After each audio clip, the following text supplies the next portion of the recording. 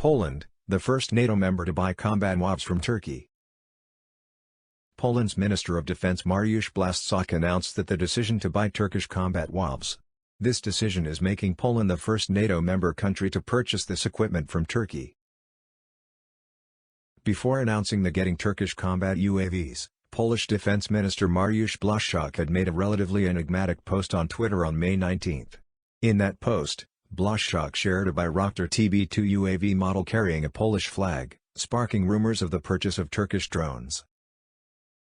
According to Polish media, Poland will buy 24 Bayraktar TB2 combat unmanned aerial vehicles. The first batch will be delivered to the Polish Armed Forces in 2022.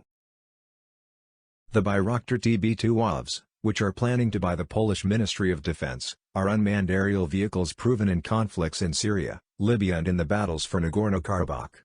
Previously, the Ministry of Defense management did not signal any willingness to buy specific UAV models. It was only said that market research was underway as part of the program codenamed Gryf. At the end of last year, the Armament Inspectorate only informed that the analytical phase was coming to an end. It was getting closer to announcing a tender. Poland will sign the contract to purchase Turkish UAVs Tuesday during President Andrzej Duda's official visit to Turkey.